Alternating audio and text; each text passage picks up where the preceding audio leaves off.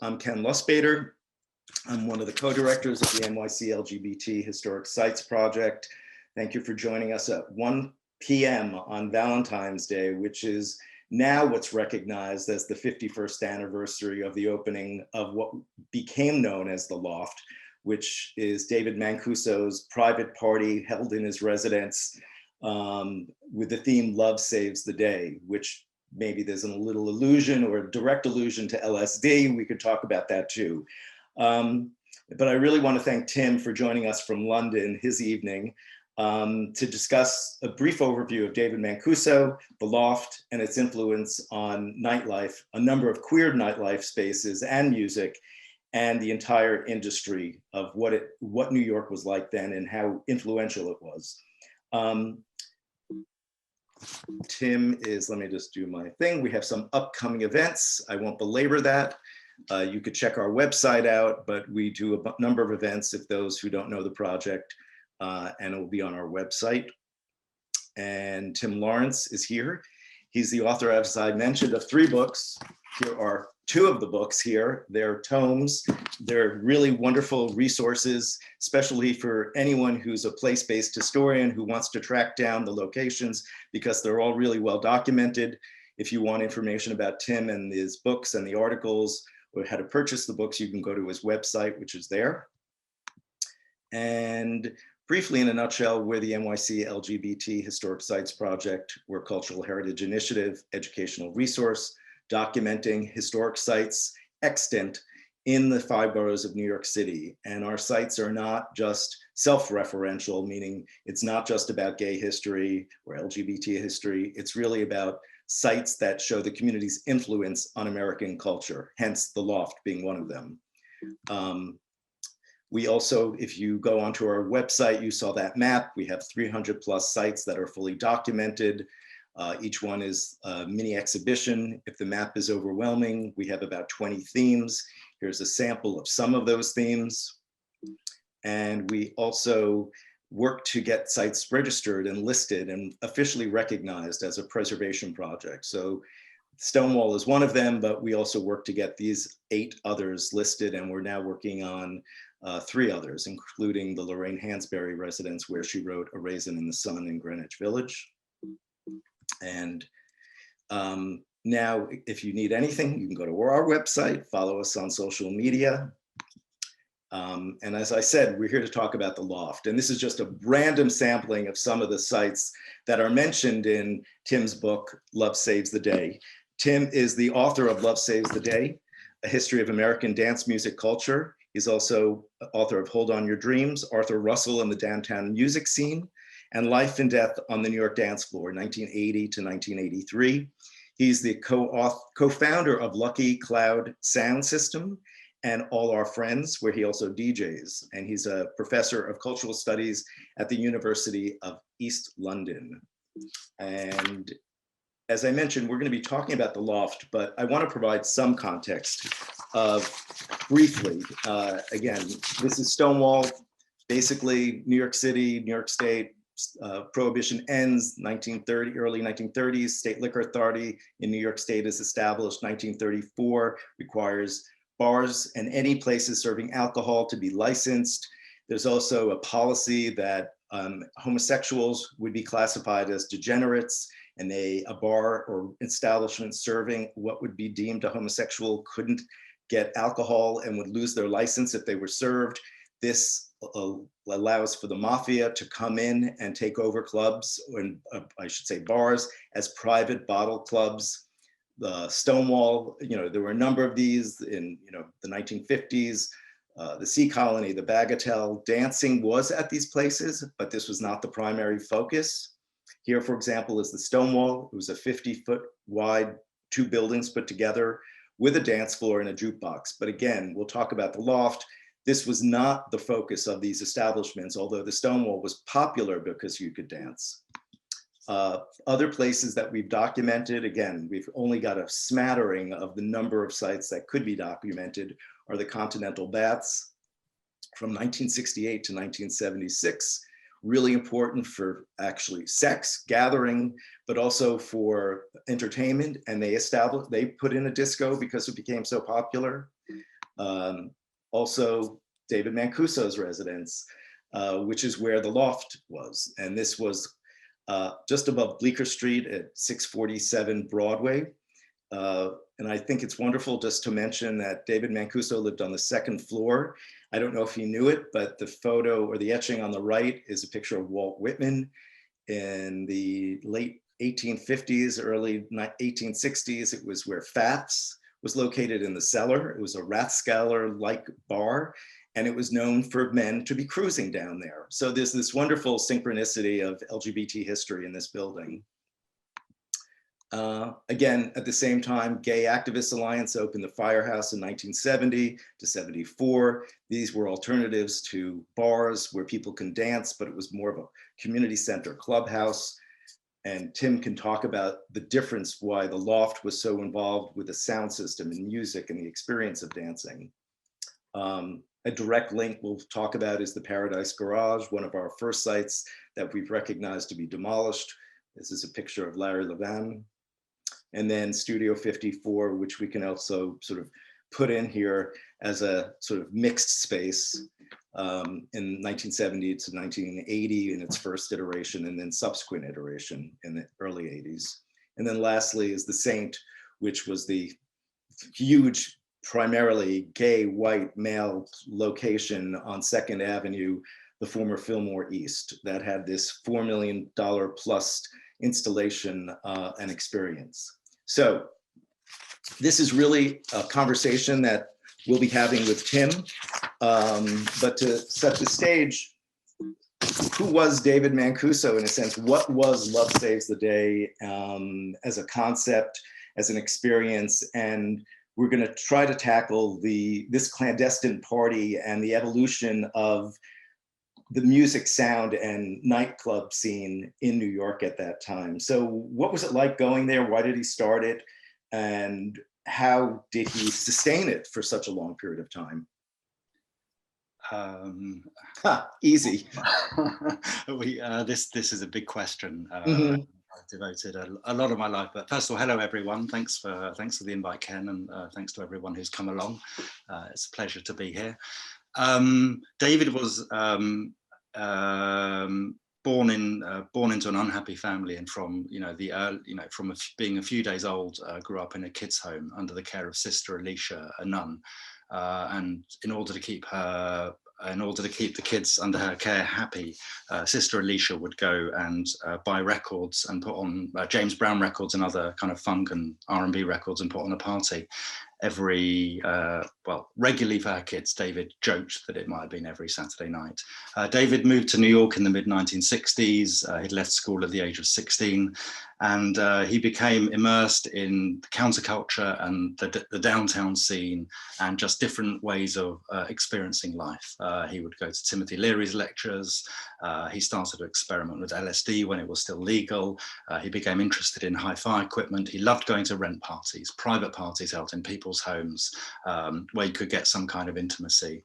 And having organized some parties in 647 Broadway, where he'd moved and bought the key when it was still legal to live in these loft spaces, but a whole musical and artistic movement had started to move into these spaces during the 1960s and early 1970s.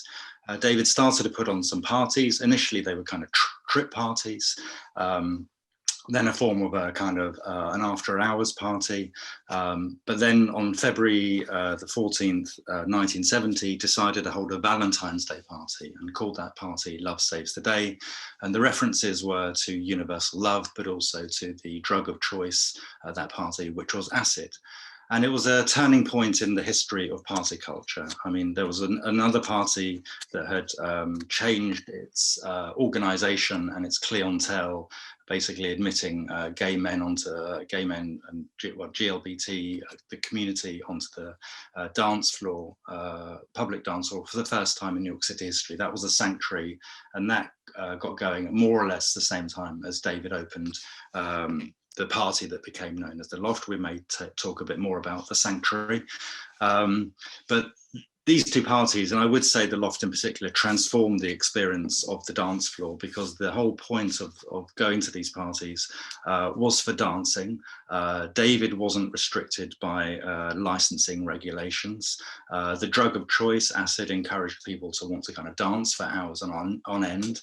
And something new emerged in this kind of situation in terms of the role of the DJ, even though David didn't think of himself in terms of being a DJ. That's another story, really. But these were the first spaces, the Loft and the Sanctuary, where the person who was putting on, selecting the music, did so in a conversation with the dancing crowd. And it's out of this that the kind of modern concept of the DJ was effectively born. And it turned out, and it transformed the culture and turned it into something which was had previously been about the DJ acting as if he or she, it was almost always a guy, were a puppeteer, manipulating the dancers, and effectively were being paid to get them to go to the bar every 6 or 7 songs, because that's how the discotheques were making their money. So there was no sense of being able to become immersed and lose yourself in the dance. Because it was this very truncated thing. But at the Loft, it was an all-night party. It immediately became a dance marathon. And the other thing to say is that David was a child in a way of the countercultural revolution, of the movement, and many of the key participants within this movement were women, were African Americans, people of color, and were people from the LGBT community. And these people were welcome in the Loft, and they effectively formed, if you like, a majority on the dance floor. And this was one of the first spaces, one of the first dance spaces, certainly in downtown Manhattan, that was kind of structured in this kind of way. So bringing all of these things together, along with a beautiful stereo system where the emphasis was on the reproduction of pure sound, and a whole series of kind of elements and effects, including balloons that were kind of effectively reconnected David to his upbringing in the children's home. These all established the dance floor as a utopian space of integration, of community, of social transformation, of an opportunity to try and organize the way you wanted to express yourself in conjunction with other people in a new kind of way. This just simply hadn't existed previously. The Loft became transformative. It was straight and gay, and pretty egalitarian. So same-sex couples were dancing together without the fear of, I mean, in contrast to Stonewall, where it could be rated, or there was a commercialized component of it with the mafia. This was a private party. Absolutely. I mean, I think it's important also contextually, like the rise of gay liberation, the GLF, GAA, which is the Gay Activists Alliance, Gay Liberation Front, were also sort of concurrent with that, pushing the New York City officials and elected officials to stop raids on bars. So there was also 1971 an important decision by the Lindsay administration to stop sort of this harassment of spaces where homosexuals are gathering, that benefited also in the 70s and nightlife as well. Absolutely, and it was many people who were involved with the kind of the emerging party DJ discotheque movement who were involved in campaigning for this relaxation of the discriminatory laws in New York City as well. So the kind of the surge, the movement, the desire to form these communities, to have expressive communities, and for these communities to be existing within the law was always very important. And indeed, David, the idea of this, of it being a private party was also very important. There were lots of queers who at this point wanted to go out dancing, but weren't necessarily out to their parents. So the idea of being able to go to a private space was important, because if you went to a public discotheque and you happened to be dancing with a person of the opposite sex, it was in public, and there was the idea that someone could take a photograph of you, or they could just see you and gossip about you. But if you went to David's party, there was this kind of understanding that you were entering into effectively an underground environment. It was extremely private. You couldn't go there and kind of just show up if you weren't on the invite list, or a friend of someone who was on the invite list.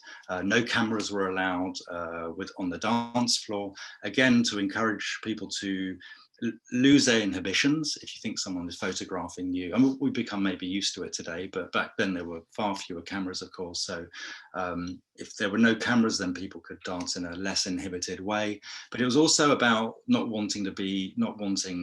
feeling comfortable about necessarily being photographed and wondering what might happen to that photograph once it's developed after the party, and who might see that photograph. All of this was directed towards the idea of freedom, of what David would later call in one interview, non-interference.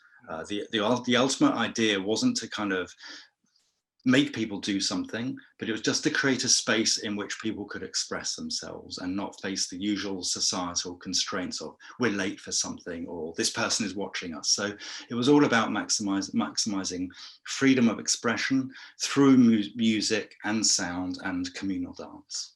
What's amazing in reading the first book on 1970s is how many DJs and people who were dancing went there religiously and how he sustained it, but also just tracking the influence of these other DJs and operators to open their own clubs, such as, you know, the 10th Floor or Nicky Siano in the Gallery. How, you know, it seems that, and then even later on, that everybody was still going back to the loft or honoring David in a sense of what he was able to sustain. Could you talk about those sort of the acolytes or the template that David started and how it shifted in New York and how some of the spaces then became defined as queer, such as? Sure. Yeah, absolutely. I mean, so to just say first of all that David wasn't into naming. He didn't even come up with the name of the loft himself. For him, David was just putting on a house party, like it's a birthday party. And if you're just kind of inviting people to your birthday, you don't give the party a name or you don't give your house a name. And David was also, you know, he'd come through an era when people wanted freedom. And so as soon as you give something a name or a label, it can kind of contain it, it can restrict it, it labels it. And David didn't like that kind of thing in general.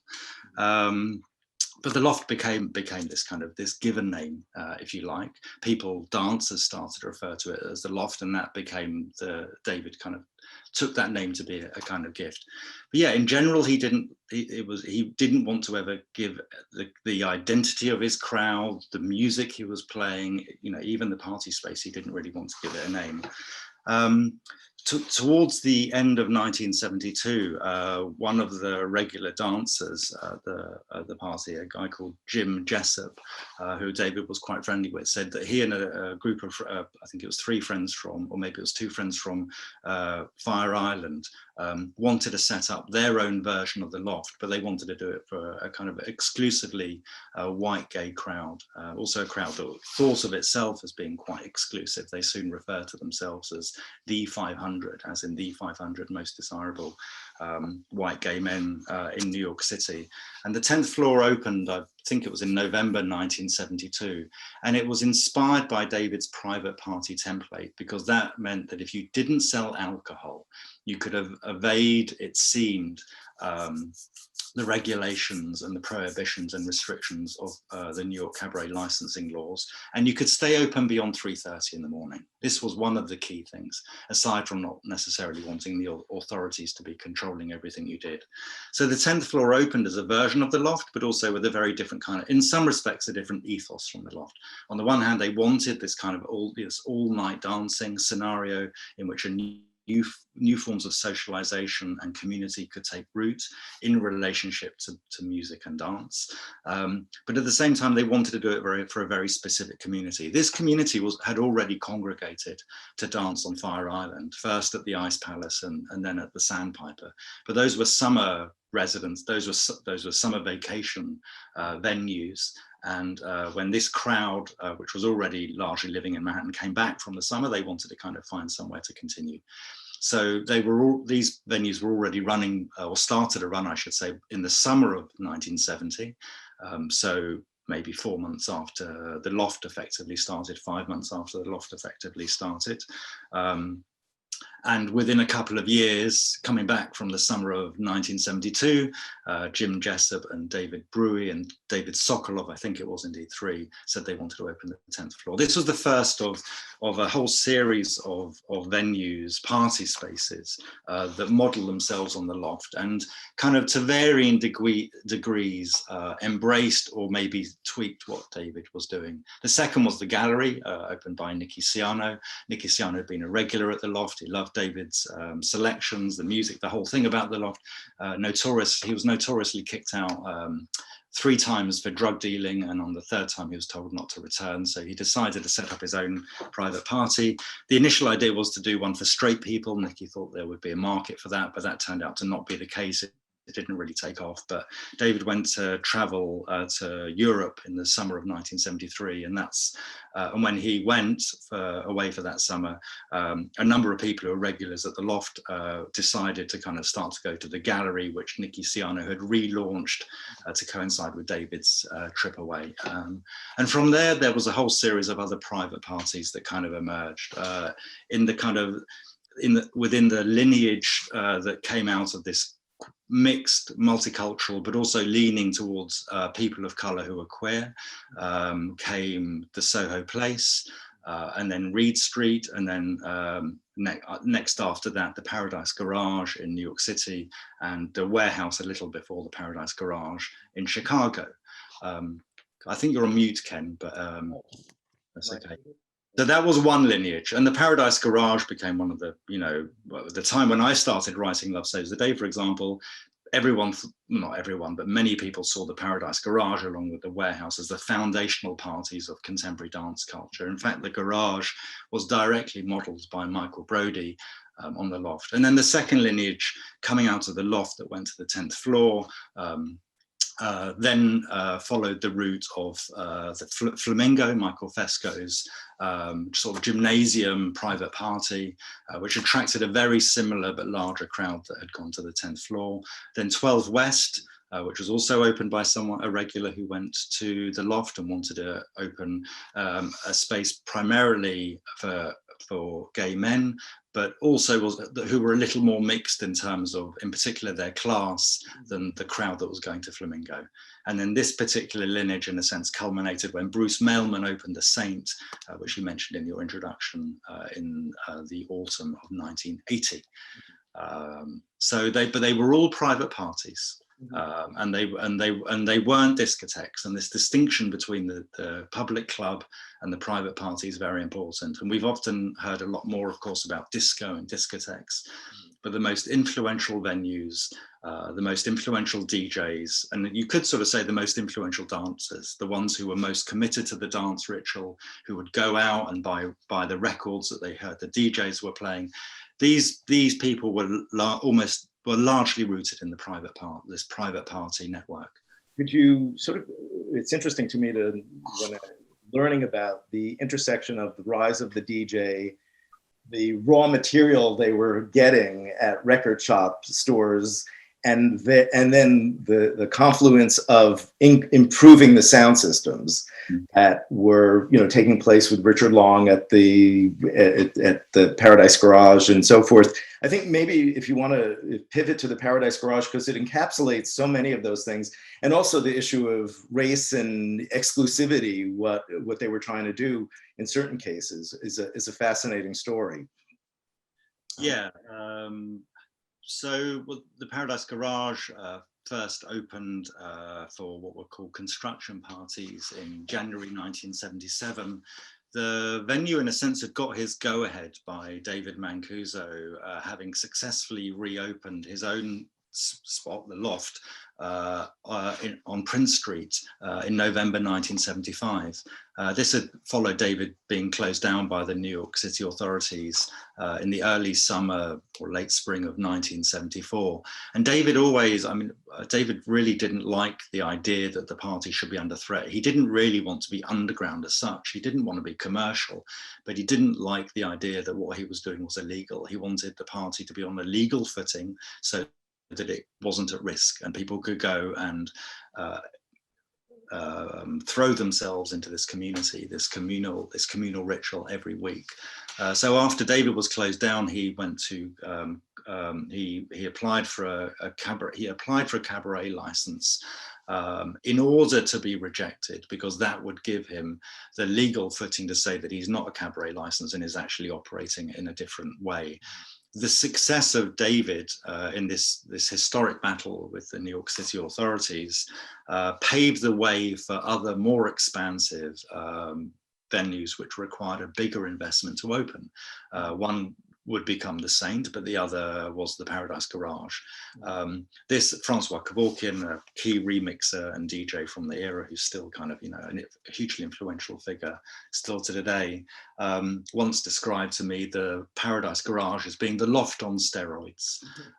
David Mancuso was always interested in intimacy, even if even if the Prince Street space was in a kind of warehouse on Prince Street, and several hundred people could potentially get into the space at any one time on its across its floors. David was always concerned with intimacy. Whereas the Paradise Garage attempted to expand the whole experience in terms of the capacity. So instead of there being a maximum of maybe 800 people in the room at any one time, there could be up to maybe it was 3,000 or 3,500 people in the room at any one time. David had put a huge emphasis on the purity of sound.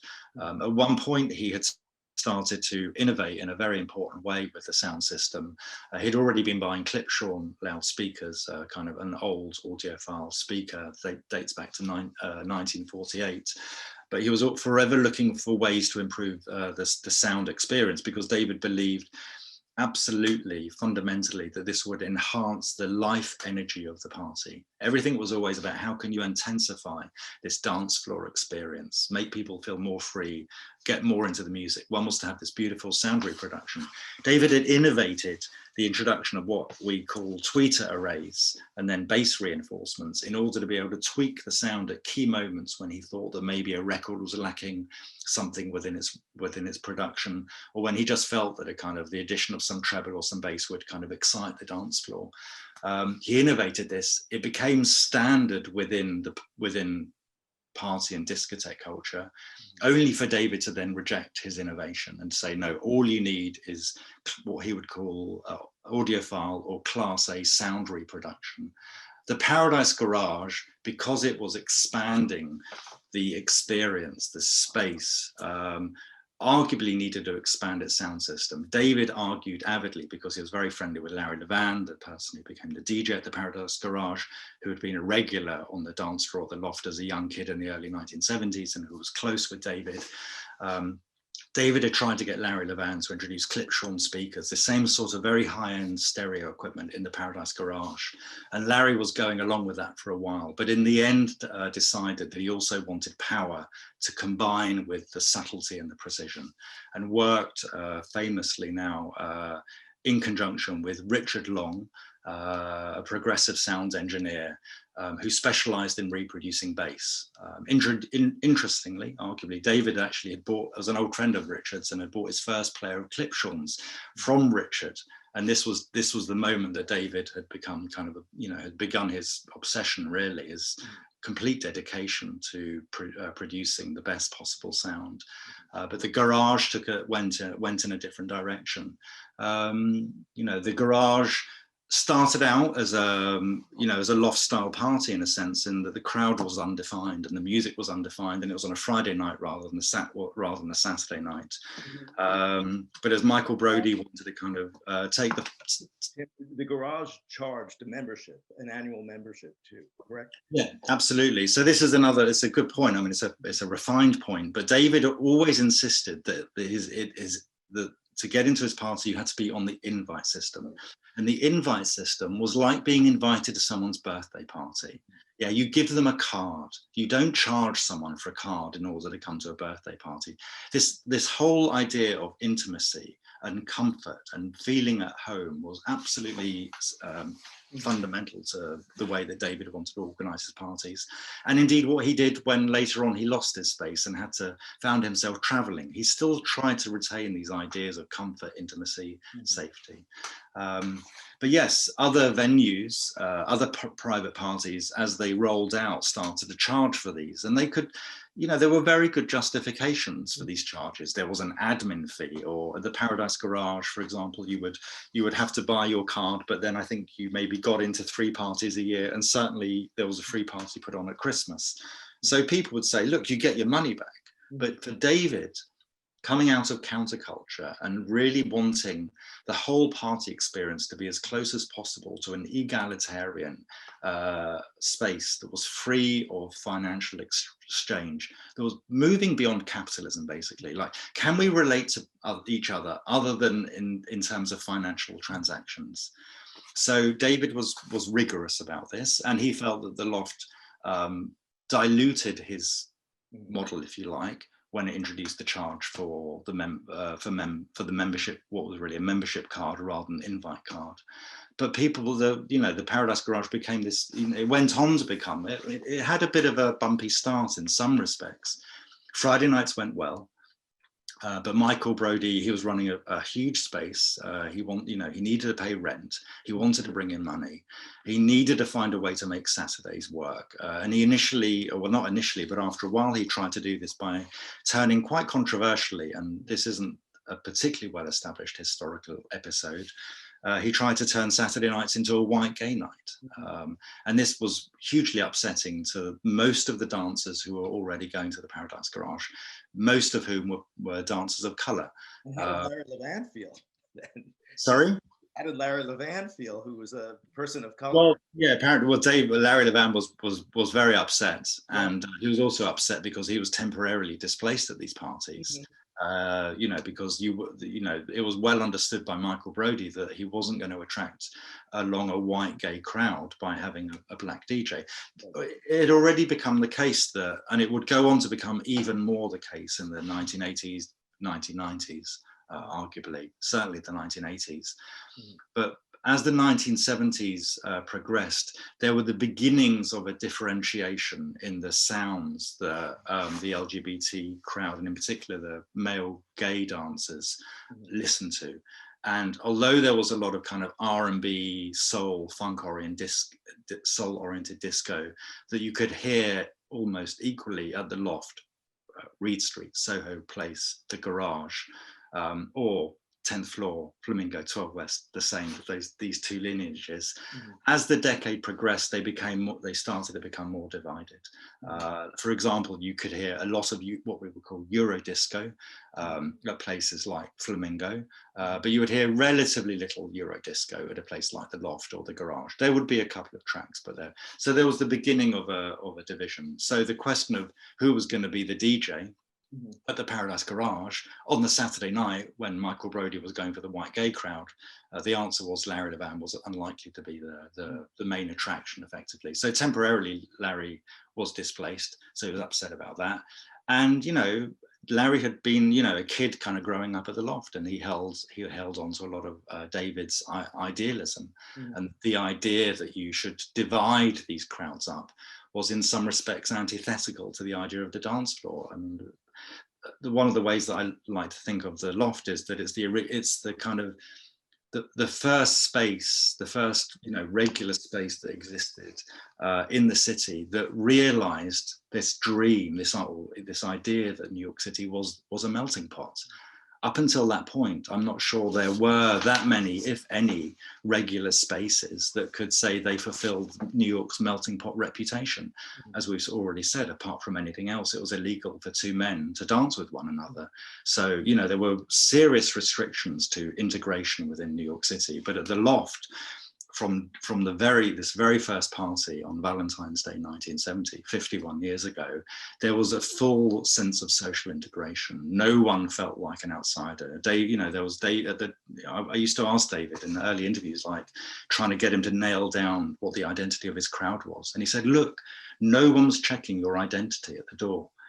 So it was about freedom, and it was about reimagining or re-experiencing your identity, because we'd come out, as far as David was concerned and many of his peers, you know, they were coming out of a period of repression. There was racism and homophobia and sexism, and the Vietnam War was still going on. So the idea was we wanted to break with this. So David then didn't like it when the Paradise Garage kind of started to reintroduce a sense of like division. On Friday night it's mixed, Saturday night it's white gay. Then when Saturday night white gay nights just didn't take off at all, it was refigured by Michael Brodie as a gay night. But then by that point, and it did take off, there were a series of developments coincided in early 1980 that led the Garage to take off on Saturdays, just as it had already taken off on Fridays. There was, you know, while David was kept his distance from this kind of what he saw as being a way of breaking up a wider community according to specific identity formations. People, you know, many people within these groupings, within these micro communities, if you like, within these more identifiable communities, more specific communities, this is what they wanted. You know, gay men who were going to and you know, it wasn't just gay men, there was ultimately always a certain level of a mixed flavor, even on Saturday nights at the Paradise Garage, more so than at the Saint, for example. Yeah, there were maybe 200 women at the Paradise Garage on a Saturday night, out of maybe a crowd of 3,000. But there was always a sense that women were there, whereas at the Saint there might have been 2 or 3 women in a crowd of 4,000. But just to try and, yeah, so there was a sense that, but within this crowd of people who were going to the Garage, this is what they wanted. They felt that they're outside in the rest of New York City, there wasn't a space where gay men could specifically enjoy that identity and express that identity. And it's on some level, it's true that in David it was about being part of the Rainbow Coalition, and that was the identity. Where were women going at that time? Or I know Sahara was a club that opened on the Upper East Side exclusively for women as a dance place, but were there other places that were exclusively for women, or if women wanted a safe space, were they going to the Garage or the Loft or others? Well, I mean, if we're talking about the beginning of the 70s, then women are all of these dance floors are mixed. I would say inherently mixed. I mean, we have to sort of, I sometimes think it's a fun game to play if you put yourself in the historical moment and think about what's going on in that moment. Disco as disco, for example, doesn't really emerge until the summer of 1974. So you can forget about the idea that everyone from February 1970 through to the summer of 1974 thought they were experiencing disco, because they didn't. They thought they were experiencing a DJ form of dance culture, DJ-led dance culture, but it wasn't thought of as disco. It wasn't thought of as distinctive from all these other things that we now say were also running concurrently, maybe. So it was the first half of the 70s was a very open, undefined period, and the dance floors were mixed. I mean, even the 10th floor, for example, which started to specify itself for a defined group of white gay, somewhat middle class or upper middle class, or at least wealthy, moneyed men. That was November 1972. We're already 3 years into the 70s, and Flamingo didn't come along until at least a couple of years later. So most of the first half of the 1970s, anyone could go out dancing pretty much anywhere, and that included, of course, women. Sahara opened in 1976 as a dedicated discotheque for women. There were clubs, I want to point out, that were like Bonnie and Clyde's or Cookies, which was these were more mafia run. They were also often raided, or they weren't really primarily for dance. They happened to be a place. There were a lot. Listen, we can go back the whole of the 20th century, the 19th century. I don't know where there were spaces where queers could go to socialize, to drink, to have a bit of dancing. It's not like dancing began on 1970, right, or etc. So yeah, there were numerous bars that were frequented largely by gay men also other bars that were largely frequented by lesbian women. The owners of the Sahara, which opened in 1976, they wanted to, disco by this point had become a phenomenon. They wanted to be able to kind of go out and dance in a space that was dedicated to dancing, and also was a space that was dedicated to an all-women space, an all-female space. So the Sahara was the first one to do this, and Sharon White was one of the key DJs. Later on became, for a couple of years, a significant DJ at the Saint as well. Sharon White was the principal DJ at Sahara. It was kind of more opening more around Midtown. So in this kind of more visible part of Manhattan, where Studio 54 would go on to open a short while later, New York, Xenon, the more kind of commercial end. So Sahara wasn't so commercial, but it was in this more visible part of town. So this was the primary spot for all female dancing. And then in terms of the trajectory to the Saint in 1980, what is the connection from the Saint to the Loft and David Mancuso and the Paradise Garage, which I know the answer, but if maybe yeah, I mean, I don't know if Bruce Melman would have known about the Loft. I mean, this was also the case with other people. They might have been they were often found themselves inspired by a venue that was inspired by the Loft, if you like. So sorry? Or the DJ that they were working with, or the sound person they were working with, or is it just sort of a whole ecosystem of people that knew of the Loft or Paradise Garage that was inspiring, say, studio? I don't believe that, until certainly I don't know what everyone knew in the 1970s and beyond, etc. But when I set out to write this first book of mine, which was initially supposed to be a book about the history of house music, not the 70s, but I met David Mancuso early into the research, and everything else kind of followed from that, because it became clear to me that an awful lot had been going on during the first half of the 1970s that hadn't been properly historicized. And it also seemed to me that David Mancuso appeared to be central to a lot of this. It took me a while before I could actually properly establish the link between the Loft and the Garage through an interview with Mel Sharon. So it was a lot of kind of trying to piece together the kind of jigsaw for this. And so I don't know how much other people knew at the time, but there was, also David kept himself to himself. He never did interviews. He never once advertised his party publicly, not once. This was in kind of, 6-7 years of putting on parties. He passed away in November 2016. So he didn't advertise. So people didn't really know what the Loft was. But someone like Bruce Mailman, who was already running a gay bathhouse, was a regular at Flamingo. He liked going to Flamingo. Flamingo had been inspired by the Loft, but even Michael Fesco wouldn't have necessarily known that, because Michael Fesco was inspired by the 10th floor. It just so happened the 10th floor had modelled itself on the Loft, and Michael Fesco modelled the Flamingo on the 10th floor, and then Bruce Mailman looked at Flamingo and said, I can do more than that. The crowd that went to Flamingo thought that it was the ultimate expression of the A-list white gay dance floor. It was full of men who would dance shirtless. There was a lot of beauty in the room, a lot of toned bodies in the room. The DJs were highly skilled, and the music that they helped break turned out to be very, very influential. The men who went to Flamingo understood that they were going to something very good, and they were very happy to enjoy their exclusivity and importance. Those men were not going to the Paradise Garage.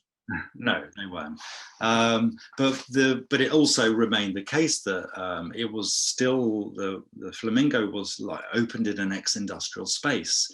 Michael Fesco's touch was to introduce, beautiful flower arrangements that might be, set up for each party, and occasionally to do some thematic parties. The black parties started at Flamingo, for example, that became so important to venues such as the Saint, and then in queer culture more generally.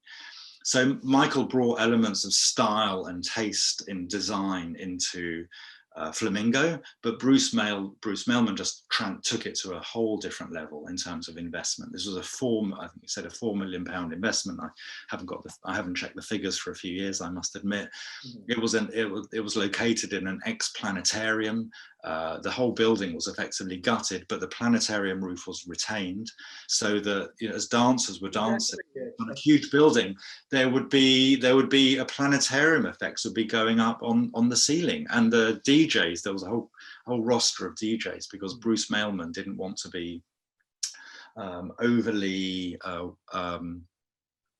he didn't want the risk of being held hostage by one DJ who kind of controlled the floor, because if he had an argument with that DJ might hold too much power over him. So he organized a roster of revolving DJs. And those DJs would work with a dedicated lighting team, which is again a revolving roster of people who work the lights. And they would often pre-rehearse records so that the DJ could tell the lighting person what kind of effects he would want, or in case of Sharon White, she would want during particular records. And these were moments. It was kind of like a version of a Broadway show in terms of the kind of sequencing of music and light and effect, really. So this took party culture not only in New York City, but I mean almost certainly around the world, and possibly within the history of partying, to an unprecedented level. I'm not entirely sure, others might have done more research on the recent extravaganzas and the rest, that certainly other regular space has been as ambitious as the Saint. And it went further than the Paradise Garage, much, much further in terms of its investment, in terms of kind of the interior design. The garage was always happiest. It was in an ex-parking garage, I should say.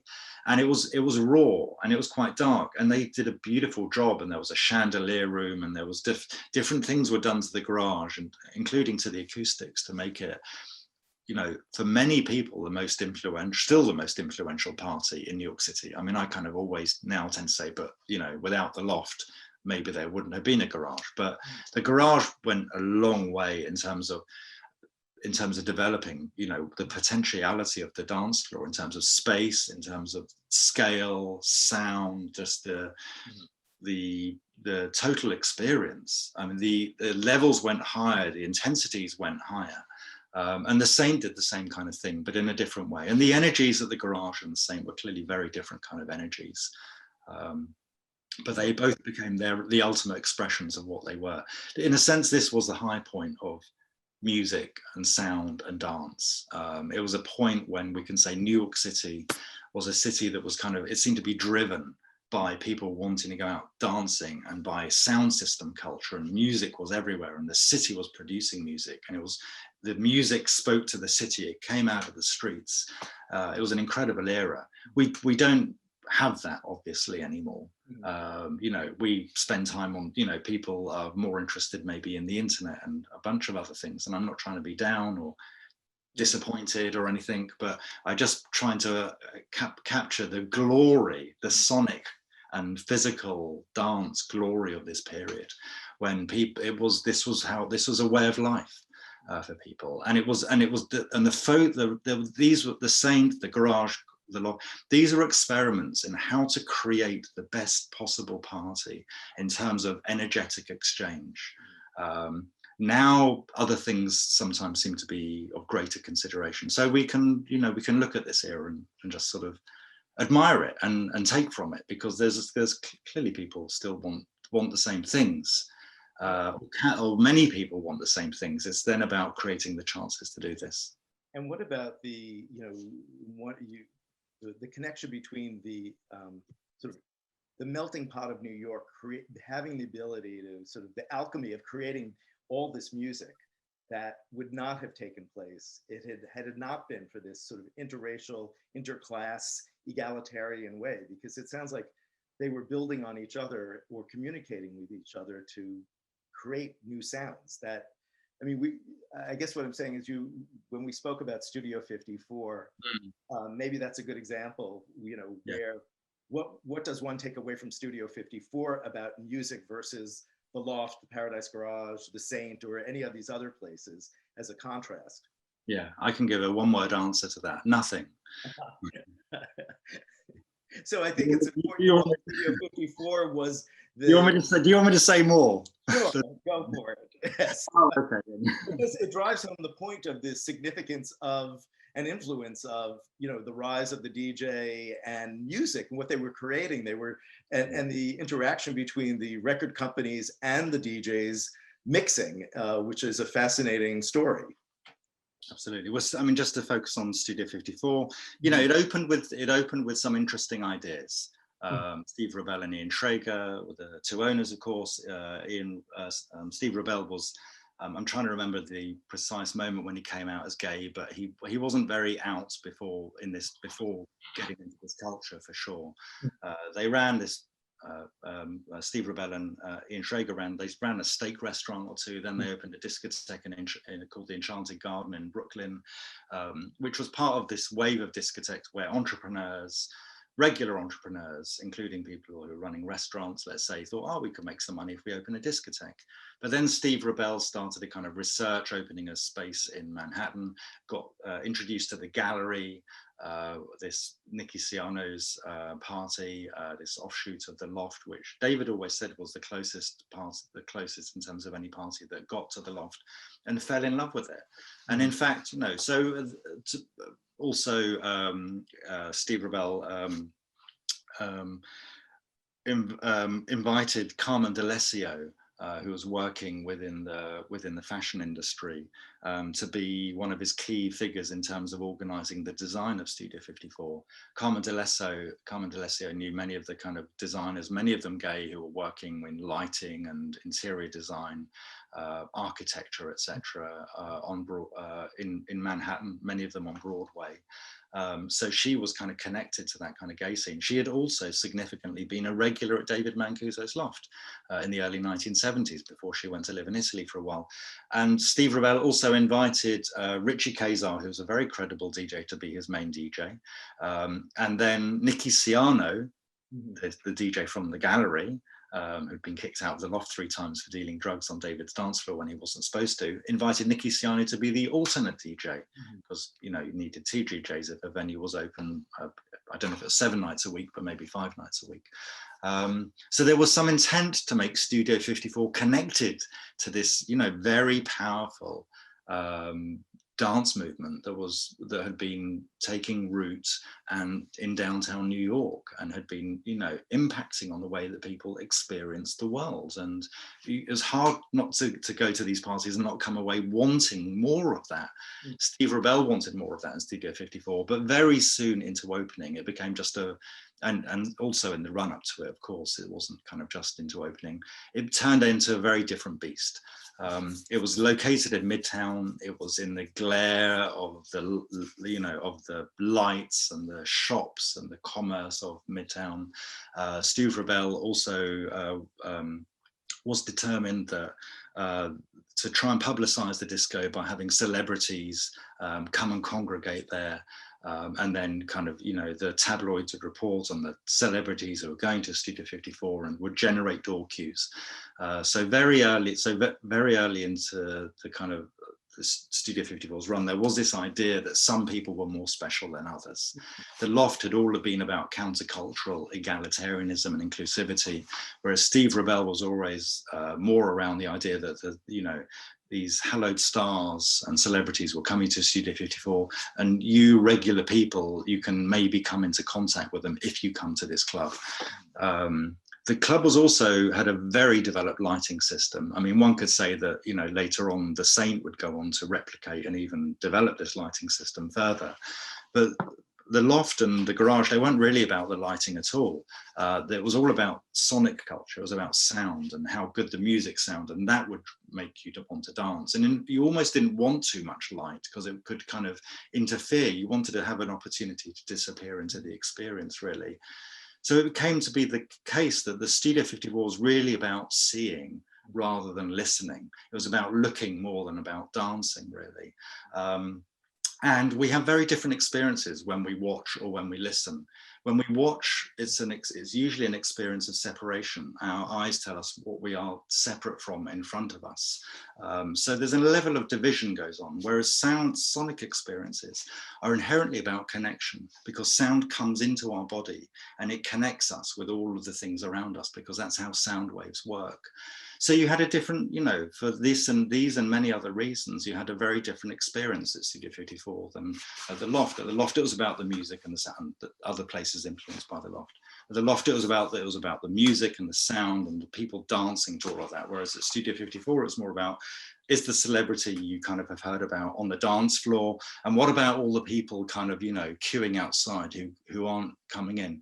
And of course, it's important to say that Steve Rebell and I think it was Mark Beneke, his the guy who was employed to run the door, it was a tension. On the one hand, they talked about wanting to create a melting pot, tossing a salad, they would call it.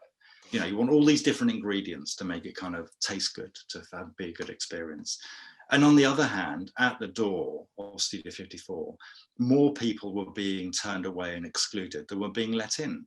So there was automatic social division and hierarchy, which to David was kind of completely antithetical to his whole spirituality. Because of all these things, of course, Studio 54 wasn't about the music. It was about being seen. It was about just the sensation, the spectacle, and being able to kind of go away and say you'd been part of it. It wasn't about immersion or transformation, and none of this makes it evil, okay? But also none of this makes it a significant venue in terms of the history of music and DJing. Which is not to say that the DJ wasn't very good or there was never any good music there. It just didn't have the same kind of quality of experience. However, it was also the case that there was a significant gay contingent that had inputted into this venue. Steve Rebell was coming out as a gay man. And Thursday and Sunday nights became gay nights at Studio 54. So there was certainly an appeal there for these constituencies, but my sense was always the real action was, say, happening at Flamingo or the Loft or the Paradise Garage. And many dancers who would go to, say, Studio 54 would think it was the best discotheque, the best thing ever. And then someone would say, oh, come downtown, I want to show you this other space. And then that would be, oh my, this is really a different kind of universe. And very few people would then gravitate back uptown, having gone downtown. I just want to make a note. We've got like 3 minutes left before 2 o'clock. So I just want to be conscious of everybody's time. Are there, in terms of summarizing or wrapping up, because we can go on forever with this topic, are there any questions that came up in the chat that are needing to be answered? You're asking me? No, I'm just asking Christiana if there was anything came up. Sure. Well, I think one of the questions is, Tim, how did you come to this as a subject of research? What is the origin for you? All right. Yeah, I had got into dancing in London partly as a form of salvation. I'd always liked dancing, but my mum and dad had died when I was reasonably young, and a few years later I was taken to a kind of rave by a friend.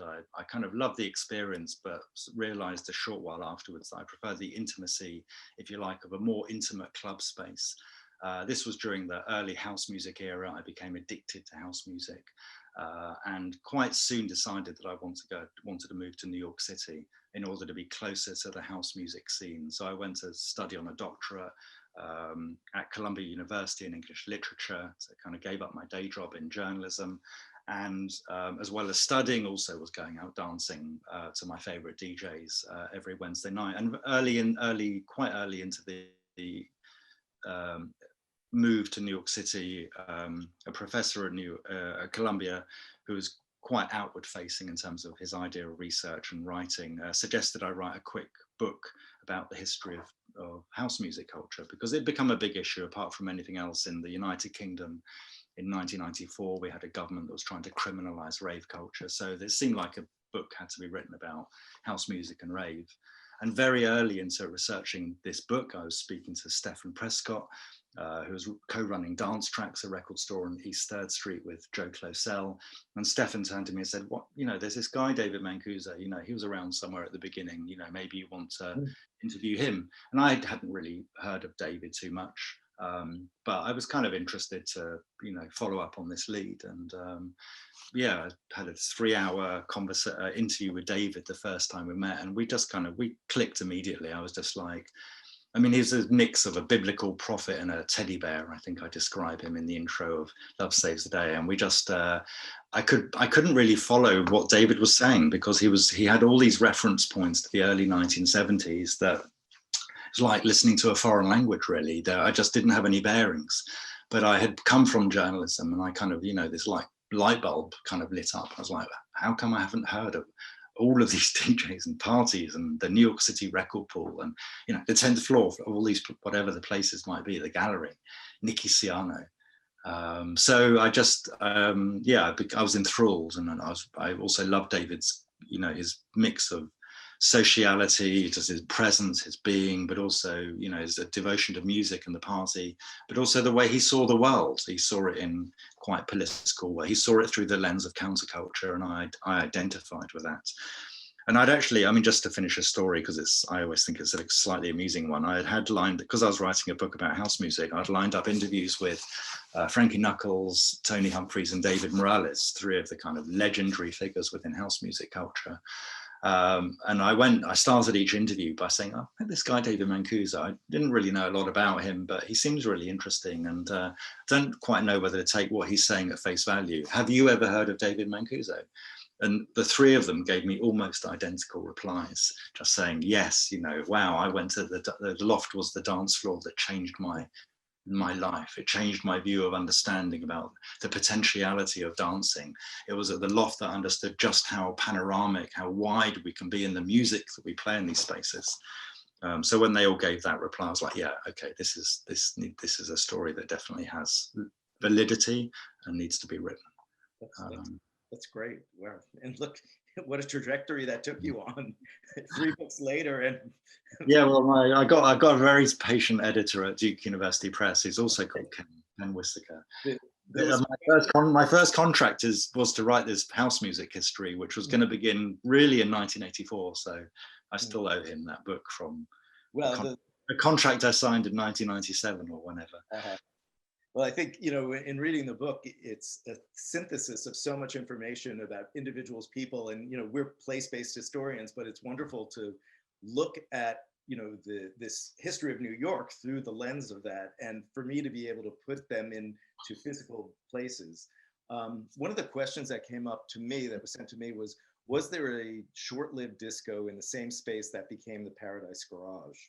Yeah, there had been one beforehand. I think I want to call it Pyramid, but that, of course, Pyramid was a different spot that opened in the Alphabet City.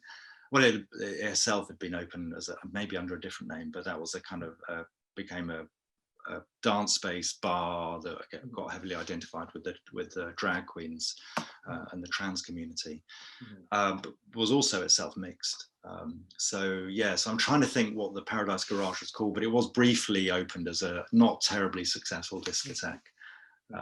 There were terrible sound problems in the space, which contributed to that place closing. Somewhere in Love Saves the Day, which I'm not sure if I've ever read that book. I know I wrote it, but I'm not sure I've ever read it. Somewhere in that book, there's the name of that spot that was open briefly. I may have marked it. It's here. So, Mitchell, I know the person who asked the question. I'll look it up and send him the link. So someone's questioning if it was, yes, 84 King Street Garage. That is the address, which is now demolished. Yeah, 84 King. There was a different name of the discotheque. Yeah. It's 2:04, and we are conscious of time, and this can go on and on forever. But if there are no immediate questions, I recommend going to Tim's website, and he's got a number of articles as well. Not on Valentine's Day. Not on Valentine's Day. That's right. Well, do it tonight after the official dinner. but I think it's really wonderful to. No, not after the official dinner. Tomorrow. Tomorrow then, the work week.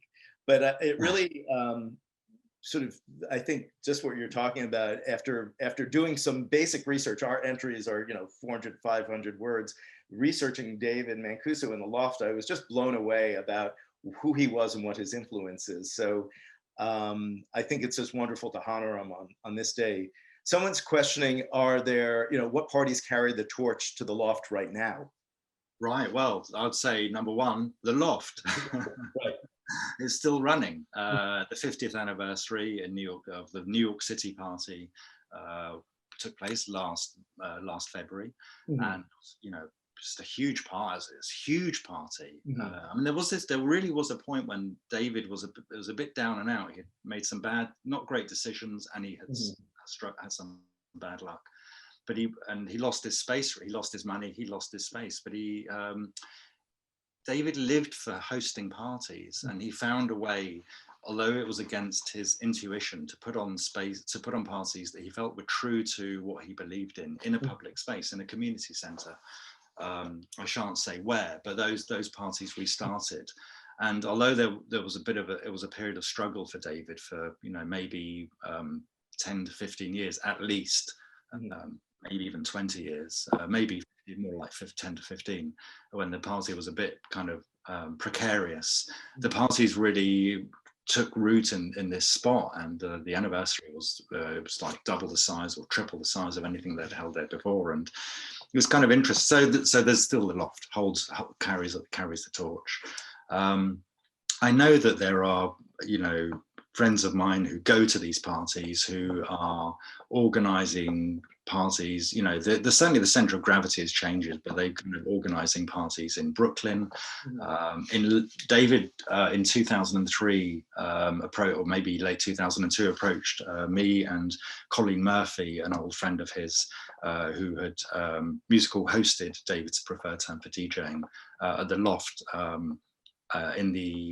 around the early to mid 1990s for a period, and Colleen had since moved to London. So David, as Love Saves the Day, the book was going through production, turned to me and to Colleen and said, do we want to start putting on parties in London? So we started these in 2003. We bought David the sounds, also with Jeremy Gilbert, a friend and colleague who became part of this kind of core of the collective, if you like.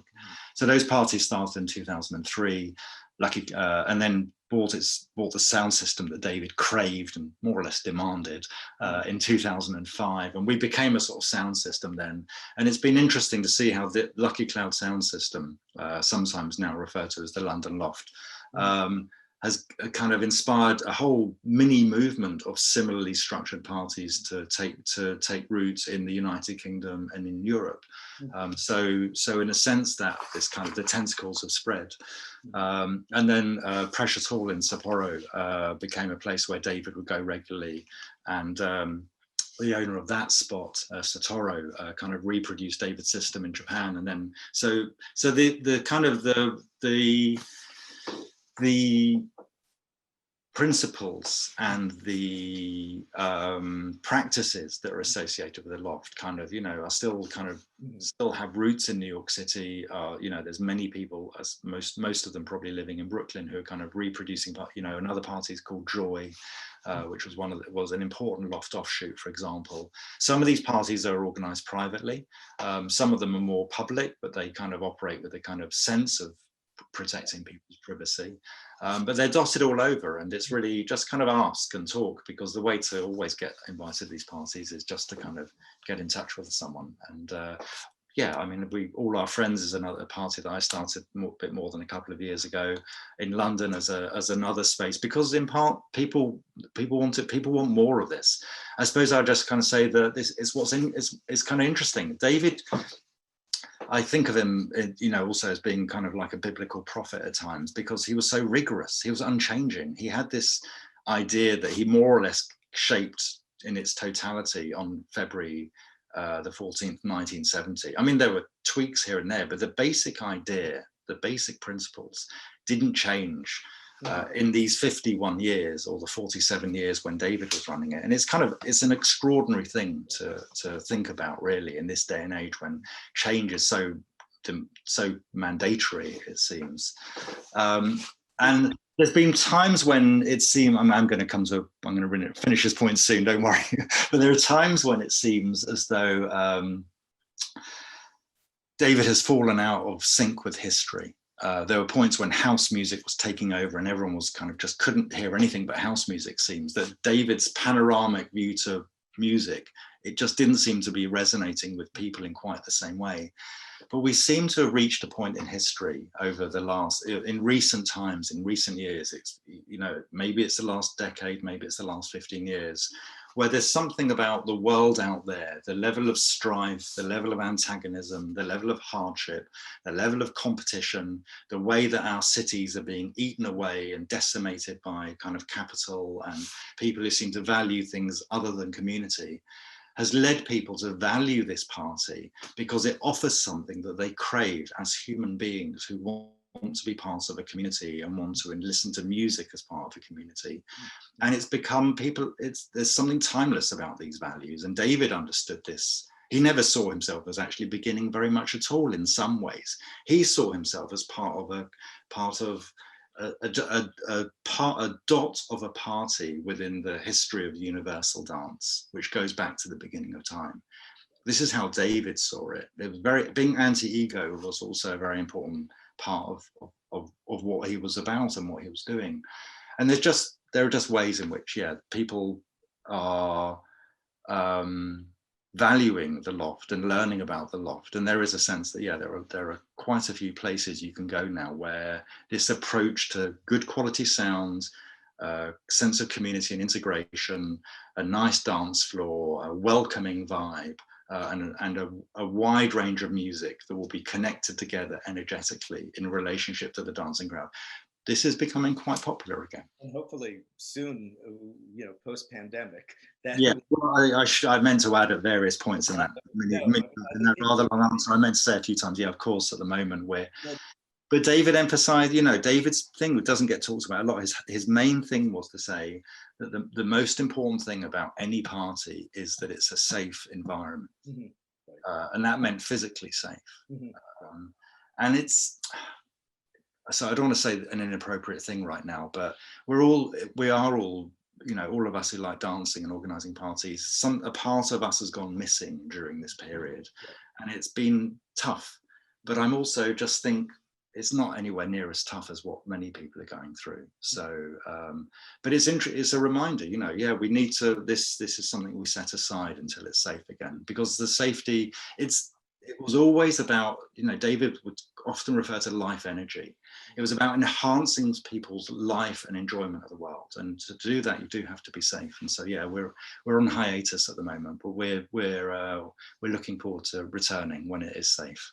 The antithesis of life energy, there's a question that came to me is, how did he earn his money? And did this sustain him? And how did he get funds to buy the original speakers and the entire thing? David was, he arrived in, I think he moved to New York. I'm trying to remember the exact year, but it's in sort of the first half of the 1960s. Mm-hmm. And he was doing other jobs. He would work as a secretary, as a shoe shiner. He worked as a kind of coordinator in a restaurant firm. And he started to deal antiques. David very early on got in with very interesting, very alternative types. And also he didn't need much. So he had some income, is one thing to say. And the other thing to say is you didn't need a lot of money to live in Manhattan at that point. It was a cheap city. And when you moved downtown, you weren't paying Soho rent prices. At that particular point, you bought the key. And you bought the key for a sum of money, and that was it. That was all you needed to do. Soho was not Soho then. Soho was not, exactly. It was not called Soho. It was still the cast iron district, and NoHo was not called NoHo, etc. So it was. And then the other thing to say is that David's model was the rent party. Mm-hmm. It's the idea you can't really afford to pay the rent. Well, David had already found ways to have some income. So he wasn't destitute. He wasn't trying to face an angry landlord who he couldn't pay. But he did he asked for a contribution at the door. And that contribution, I think, might have been $2.99. And once you got in, you got an awful lot for that $2.99. Right. Let me assure you of that. You got an awful lot, but it was definitely enough to keep David ticking over. And by the time he moved to Prince Street and opened in November 1975, I think he was asking $12.99 for entry. It became more, it was more fixed as at least as a suggested donation. And I think David told me that up to 1,000 to 1,200 people could pass through his door on a Saturday night. Not everyone's there at one time, because Right. some. But it was $12.99 in 75, which is end of 70, yeah. So you're asking, this is a thrive. The thing about David is he never had any. The thing he liked about money was spending it. He loved buying high-end sound equipment. He particularly loved taking friends out to eat, big parties, putting on barbecues on the roof of the Prince Street, 99 Prince Street warehouse. He didn't really. I mean, the other thing is that in what's the year? I mean, he moved anyway. He moved to a new venue in 1984. On East 3rd Street in Alphabet City, and his dream was to get a permanent home for the loft. He thought that as long as he was renting, and he was renting on Prince Street, he was always vulnerable to a kind of, to the landlord's unpredictable, or landlady's unpredictable behavior, rent increases, whatever. So he saved enough money to buy a dilapidated theatre on East 3rd Street in Alphabet City in 1984. And the dream was that this would become the permanent loft. The problem is that, David had been pretty canny up to this point. Not intentionally so, but he had found himself, as had other artistic, musical people, had found themselves gravitating to places that were considered uninhabitable, but, very soon became clearly inhabitable, and also, went up in value in terms of real estate. So David had gone to live in what later became NoHo, and then what soon became known as Soho, or it had already was known as Soho by the time that David moved there, because there was already the Soho Weekly News, of course. But David thought the next place to go was East Village and Alphabet City, and he wanted to reconnect with a sense of community and a diverse community, and a working class community, and a multicultural community. And he didn't feel you could get that in Soho. He loved the building in Soho, but he didn't like the community. The artist community tried to stop him opening. They didn't want black, gay, trans, queers in making noise and bringing down the value of their what had already become investments, because part of the idealism of the art movement very soon became diluted. For the preservationists who are on this Zoom, there was a big push to not allow him to open. So, and even those people who were Soho artists didn't want David Mancuso in there. 1975, kind of wonderful protest photos of it. Yeah, no, I think there's an extraordinary moment, and this was a moment when I think it was hatched in David's idea that he really wanted to return to the East Village. So he went to Alphabet City, and I think it was probably in the tail end of the Jimmy Carter presidency. Money was committed to invest in inner cities all across the United States, because it was a period of industrial decline and, to a certain extent, what we could call urban decay. It was also a period of incredible music, dancing, community expression. So it was there was a lot of potential in this moment. Carter promised money for investments, but Ronald Reagan, of course, was elected in November 1980. I'm not sure of the exact date when David bought this property in Alphabet City. I think it might have been before Reagan was elected, but otherwise it might have been shortly afterwards. But there was no expectation on David's part that the money that was promised for investment would be withdrawn. But this is what Ronald Reagan did. He started to slash welfare, slash investment in inner cities, all other manner of policies that contributed to what we would call variously neoconservatism or even neoliberalism, shrinking the state, liberating the market, cutting taxes, cutting welfare, cutting investment. So David thought he was going to move into an area that was going to receive investment and become much more obviously inhabitable, because at the further end of Alphabet City, most of New York City's heroin trade and a fair amount of its drug trading was going on. But when that money was withdrawn, obviously the investment didn't happen, and David found himself entering into, a virtual war zone. And he, on making this move, he lost, I think it was probably about 2/3 of his crowd overnight, including almost all of the women who were going to the loft, who just didn't feel safe going over there. And David attempted to combat this in different ways over the years. He put on a shuttle service and this and that. And there were clearly many very good parties on 3rd Street. And some people say that that was the best space David ever had in terms of his sound system, and it reached new levels there.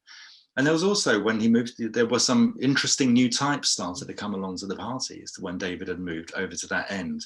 But the idea of it being this kind of holistic, utopian, idealized space, which it had been for the 70s and the early 1980s, came under a different kind of pressure.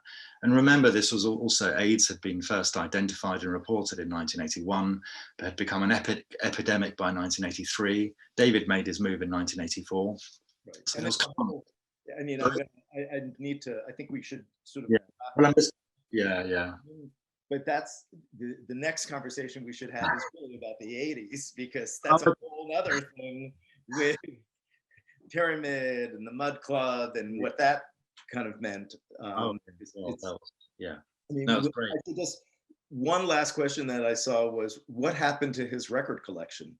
Oh, right. Yeah, well, I believe, the David's possessions lie between, various devotees who immerse themselves in the loft and still continue to be involved in the loft.